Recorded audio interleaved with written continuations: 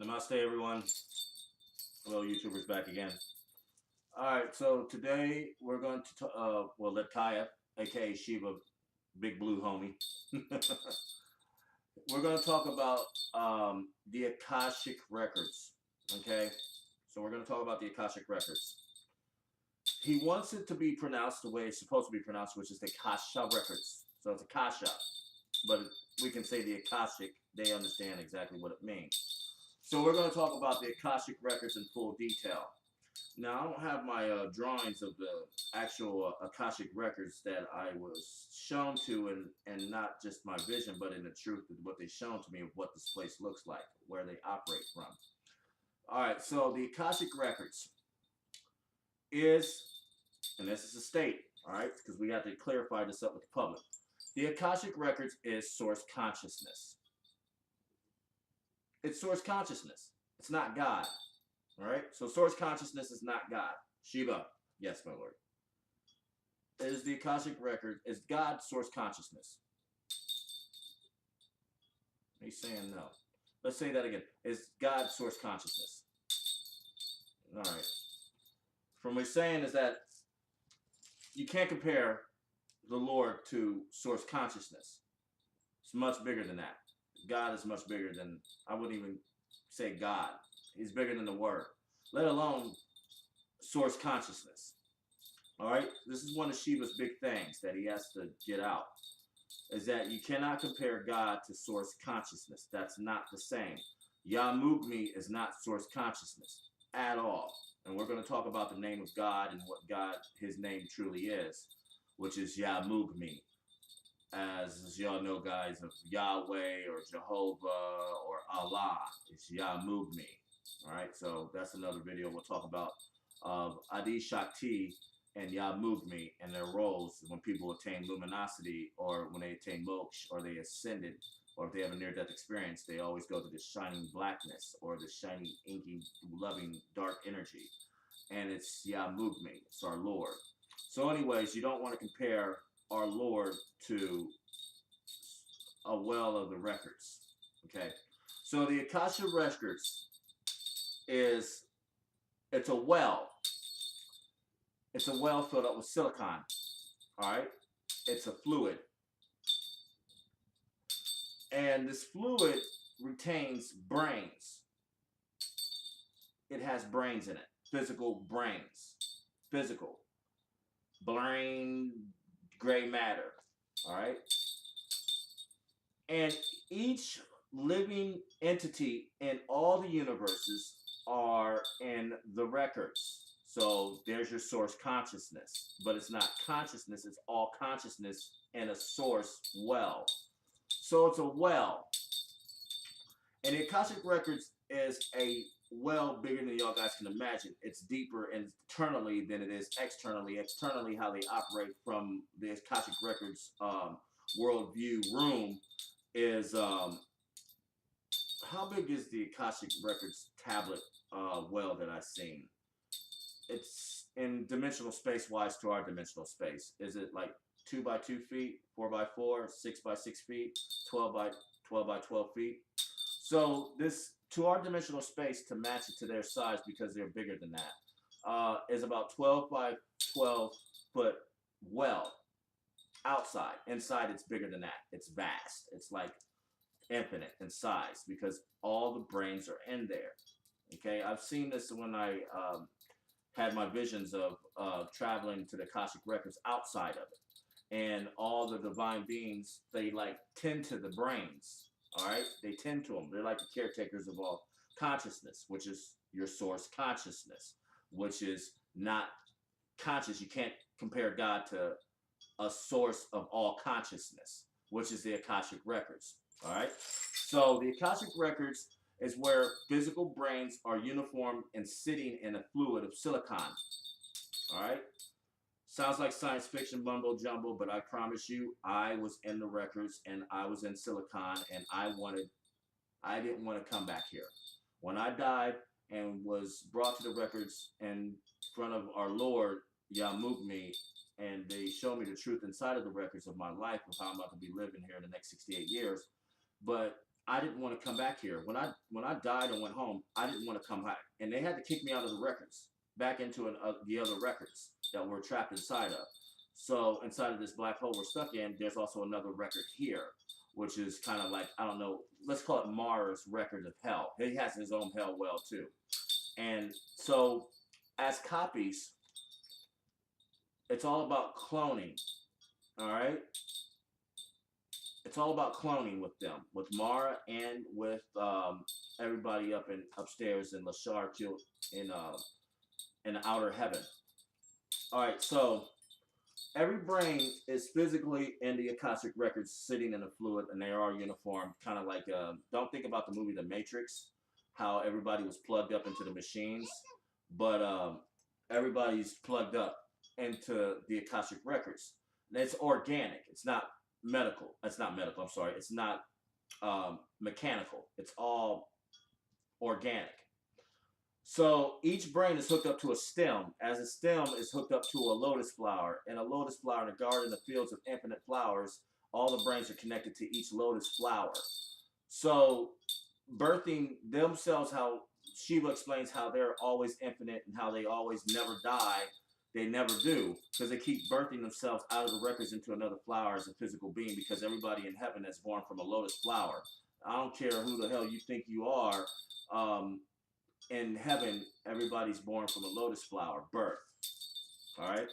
So all consciousness, all physical brains, as we're projected inside of this place, comes from those records, period. So source consciousness would be the records.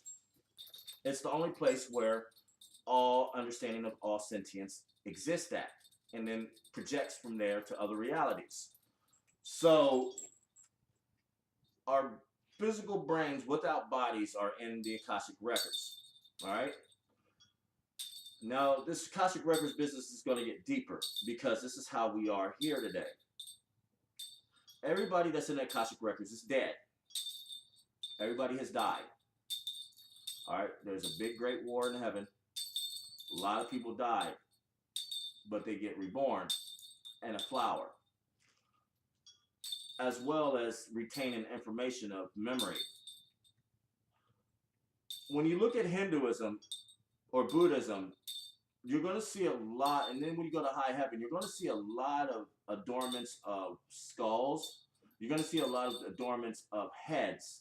So I didn't understand this about this head thing with Shiva. He used to rock heads like Kali, but he rocks his seeds, his tears. Kali rocks her head of necklaces, her necklaces of heads, and of all the evil of the demons that was against reality or nature. She wears them. When I ascended in the 21st of July, when I died, everything was changed. Everything was different. Everything was brighter. Everything made sense. I was euphoric. I was in bliss. I went downstairs to play a video game and I thought was enlightened state. It was more than that. It was a rebirth state into awakening. So I was full of this energy. Everything was brighter, like I was tripping balls on acid. So everything was brightened in my life. But I didn't feel the effects of acid. I just knew I had more awareness than what it was or what I used to be. So I went downstairs to play a game of Destiny. As normal, I rolled up a blunt, cracked open a brew, feeling full of this energy that came out of nowhere. I was dead to the world when I died, and then all of a sudden I came back and I'm full of life. So I started playing Destiny, and this is when Shiva and the Lord Yamukmi was present in my vessel. So they were observing me play this game. Through my eyes, they could see. So I'm playing Destiny, and I started what I normally do in most first-person shooter games, start pulling off headshots. And then after I kept doing about 2 headshots, my subconscious was like, I don't like this. This is too violent. This is not what you're supposed to do.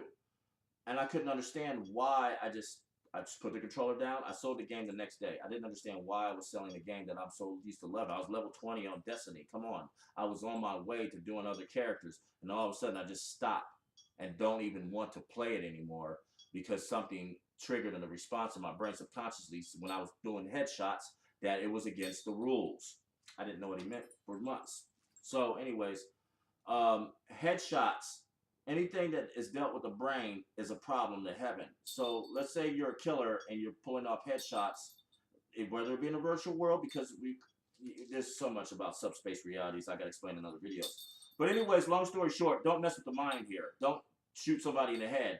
Don't stab somebody in the brain. You're going to fucking be in hell for the rest of existence till God decides otherwise. So headshots is strictly forbidden in this place. I don't care who you think you are. If you think a headshot is a way out, that's not it. The Japanese know the best way to leave this place is by disemboweling and beheading, because these guys in heaven are headhunters. Everything is about hunting heads. Even in the war in heaven, you were not allowed to stab anybody in the head. You weren't allowed to shoot anybody in the head with an arrow. You were going against God if you did that, and then you don't want that. So everything's about retaining brain matter. So if it's physical, they have to take the head, remove it, take the brain out, put it in the records, and then boom, you can exist again. And that's what the Akashic Records is. It's being able to take the brain out of the physical matter, put it into a well that grows the stem flower. It pretty much clones its own DNA, grows another lotus flower from its brain stem outside into the field of lotus flower to attach to the Akashic Records. Like I said, guys, this sounds crazy, so I'm going to explain this one more time. Everybody here is born from flowers, all right? But we eat meat. Flowers don't need meat unless you're a Venus flytrap, but that's what we pretty much all are, Venus flytraps. And that's not what the true nature of what we are. We're naturally vegetarians, okay? But we're forced to eat meat for some stupid reason. So we just have to unlearn everything we learned. So anyways, the Akashic Records is where all physical brains are located at. And it's sitting in the fluid of silicon. They're all uniform. And there's caretakers of gods and goddesses that make sure that every brain is functioning. Now, in meditation, it's all about aligning your chakra. So in meditation, you align your chakra. So you got to look at it in a sense. We're all in perpetual darkness inside of dark matter of samsara. So even to them, it's hard for them to find us. But they can only find us through sound vibration, prayer, chanting mantra, playing gospel music, or playing any type of loving energy that is about love. That's how they can find us. Now, if we meditate in those conditions, they really can pinpoint us in the Akashic Records. So when we line our chakras in meditation, they can find us easier in the Akashic Records. Once they find us in the Akashic Records, because it's damn near infinite of all kind of brains that you couldn't even begin to imagine, they have to find you in the Akashic Records, all right? Because we're all lost in samsara, they have to find us. So meditation is the truth about aligning yourself to connect to them. Once you get yourself aligned in meditation and have all your chakras aligned with sound vibration throughout meditation and prayer, through sound vibration, we can pinpoint your location in the records faster. Once we have you in the records, we find your brain, we find your flower, we link the flower to your brain, then we start fixing you. Once we have your brain, we start getting into the brain of what you are inside of your tree of life in the records. Then we can start manipulating your projection. So this is why people are healed when they're on the operating table from a near death, and little girls who had diseases are all of a sudden gone. Or Evan Alexander were going through meningitis. Sciences could not cure his meningitis, but we did because we had to find his brain. We had to find out where Hanuman was at. Once we found him when he was out in the bardo in the Dharmatai, we could find him, and it took music to find him. He had to think of a melody that we were influenced to melodize in his mind. Once he kept repeating the melody, he could go see Yagmugmi. We would know exactly where he's at, because still, as we found him the first time, we had to send him back to the bardo, the Dhammatai. We had to show him, okay, you got to stay here. You got to keep repeating his steps. Keep listening to the sound. Think about the music, loop it in your head, and then we can find you and pull you out again. So again, guys, meditation with sound vibration, mantra trance, gospel music, and meditate with gospel music. Jeez, come on, guys, think outside the box, please. Meditate to classical music. Okay, prayer and meditation with music finds you easier in the Akashic Records, so these guys can start manipulating you physically in your life to start changing your projection. Once they have you in the records, when they find your brain, your life is starting to become fixed. And trust me, I'm the walking example of it. Since they found my brain in the Akashic Records and what's inside of me besides just Shiva, is like they are not playing about changing how I used to ingest food, ingest fluids, and take smoke. I don't smoke cigarettes no more. I don't drink beer no more. I don't drink like I used to, period. Alcohol doesn't work on my system. Acid doesn't work on me. I've dosed up on acid and it does not fucking work on me. And acid works on everybody and it does not work on me. So I can take all these psychotropics and they're just anticipating that it'll work, but it won't because they fixed me up in the records and I'm fixing and working on my projection in here. So guys, we're all projected from the Akashic records. The Akashic records is source consciousness. It is a source of all consciousness. Now God, Yamugni, that's everything. How do you want to compare everything to consciousness when he's more than just consciousness? He's more than consciousness. All right? So anyways, the Akashic Records is source consciousness. God is not source consciousness. For you buffoons out there that keep saying God's source consciousness, y'all gonna figure that out later. All right? So the Akashic Records is where all our physical brains are located, hooked up from our brainstem to the stem of a flower in the lotus flower gardens of where we keep copying ourselves. We never freaking die. We can't. How can we die if we're projections and we're illusions? We cannot die. All right? If our brain is physically somewhere else that we think it's physically up here, it's not. It's just a realm of 5 senses or 6. When some Sark demons have about 12. So they know how this shit works. We don't. We just see everything and we believe it to be real. Acid will kind of teach you that.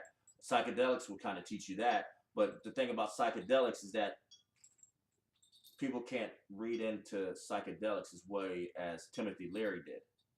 Timothy Leary read into psychedelics as a comparison to the Book of the Dead, but he still didn't get it. So that's why Timothy Leary is not in heaven. That's why he's not reborn, and he's still where he's at. He took a teaching of something that was the truth, propounded it, and added it to a hippie concept. And we're no hippie concept, except for that we love the hippies because they were the first ones to figure it out. Everything in heaven is about flowers and love. And y'all guys keep killing each other over money. Money doesn't exist in heaven, guys. It doesn't. If you think that you can take your billions and millions of dollars of your theoretical illusionary matter from your mind to somewhere where it's the truth, it doesn't exist there. So, again, that's more about the Akashic Records. Shiva, did I hit everything that people need to know about the records? Y'all don't really need to know too much. It's pretty much self-explanatory. Outside of the records, though, I can explain. It's a blue room. It has blue seats, but not like chairs. They're like stone blocks. The room is blue. The Akashic Records is blue. There's 12 chairs that sit outside of the records. It's funny, with the records, they can access our minds and memory in the tree of life, so they can actually see the future of all existence. So they can pinpoint actual things that happen in people's lives and change them. So the way they operate the records is kind of amazing. How they show me how it works. Everything in a fluid comes to the top, and it's all still frame pictures that has about 3 seconds of audio and 3 seconds of video from each part of your time. So they have to collage it together to actually get like a whole time sequence, and it's just a lot of work for them to do that. But they can pull up these frames, still picture frames of 3 seconds of audio, 3 seconds of video, and they'll like move it around in the water. The pictures will surface to the top of the fluid of the well, and they'll just like kind of move it all about, like Minority Report with Tom Cruise. Minority Report is kind of like when he was going through his screens, hologram screens. It's all like hologram projection screens that sit on top of the water, and they just move it about and just go through your records, put it together, and just piece it. And they'll just flip it and keep flipping it and flipping it and flipping it, and then they'll find the part and they'll pull it up and they'll just observe it, and they'll look at your life. And they'll see it inside of your mind of what your tree of life tells you inside of the records. So the tree of life has everything to do about the Akashic Records because every brain is a tree of life. The Judaism knows about it because they're Hebrews. They're not from this dimension. All right, so we're going to talk about Hebrews here soon and where they actually come from and how they ended up here. I'm just going to tell you guys right now, Hebrews aren't from a third dimensional understanding. They're from a fifth dimensional understanding. They're not from a fourth dimensional. They're not from third dimensional. Hebrews are not from this plane of existence. I'm a Hebrew. Do the math, guys. Do the research. You know the Neanderthal gene. You know it's not related to any Africans. Africans are Hebrews. All right?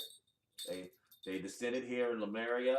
They helped build Lemuria. They helped build Samaria and became slaves there. And then Egypt, they really became slaves. So everything's about slavery here, guys, and it's time to be free. More to come. Keep faith alive. Meditate. I'm going to preach meditate like my life depends on it because it does. Everybody's life depends on CO mix. CO mix is meditation.